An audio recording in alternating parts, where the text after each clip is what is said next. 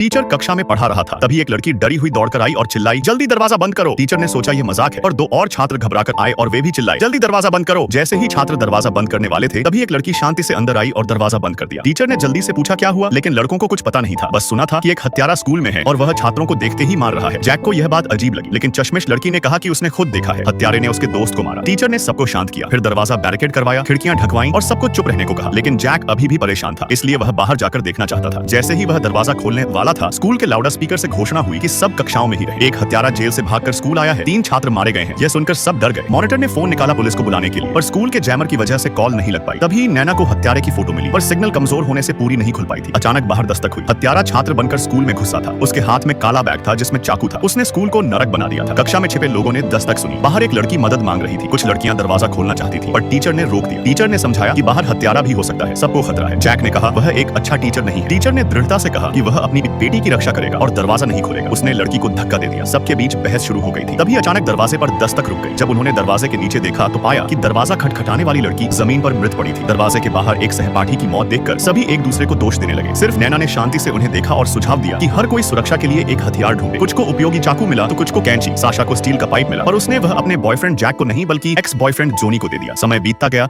और शाम हो चुकी थी। सभी कक्षा में बचाव के आने की प्रतीक्षा कर रहे थे। टीचर की बेटी प्यास से तड़पने लगी। टीचर ने पूछा क्या किसी के पास पानी या भोजन है, पर किसी ने जवाब नहीं दिया। साशा अपना बैग उतारने ही वाली थी कि उसके बॉयफ्रेंड जैक ने उसे रोक दिया। टीचर ने उनके बैग की तलाशी ली, पर कुछ नहीं मिला। तभी जोनी के हाथ से पानी की बोतल गिर पड़ी। साशा की बोतल जोनी के पास कैसे पहुंची, इससे साशा के बॉयफ्रेंड जैक को और गुस्सा आया। बाहर के गुंडों और कक्षा में चल रहे प्रेम युद्ध ने माहौल को और तनावपूर्ण बना दिया था। बैठे रहना कोई विकल्प नहीं था। टीचर ने सुझाया कि कोई बाहर जाकर स्थिति देखे, पर कोई जाने को तैयार नहीं था। सभी ने जोनी की ओर देखा, कहा उसी की वजह से वे फंसे हैं। टीचर ने भी जोनी को मदद लेने बाहर जाने को कहा, ताकि वह अपनी बेटी और अन्य छात्रों की रक्षा कर सके। नैना चुपचाप उनका झगड़ा देख रही थी। मजबूरन जोनी दरवाजे की ओर बढ़ा, पर दरवाजा खोलते ही जमीन पर पड़ा शव गायब था। सबका डर और बढ़ गया। दरवाजा खोलते ही गिलियन को बाहर धकेला गया और दरवाजा बंद कर दिया गया। गिलियन बाहर से दरवाजा खोलने की कोशिश कर रही थी, लेकिन कोई मदद नहीं कर रहा था। वह केवल सहपाठियों से वीडियो कॉल कर सकती थी। चारों ओर अंधेरा था। गिलियन चिल्लाई कि वह जोनी को मार देगी। फिर सिग्नल टूट गया। सभी ने जोनी को दोषी ठहराया, इसलिए जोनी गुस्से में गिलियन को खोजने निकल पड़ा। जोनी के जाते ही टीचर ने दरवाजा मजबूती से बंद कर दिया था। सभी को लगा कि जोनी मदद नहीं ढूंढ पाएगा, लेकिन केवल उसकी पूर्व प्रेमिका साशा ही उसका समर्थन कर रही थी। इससे उसका वर्तमान प्रेमी नाराज हो गया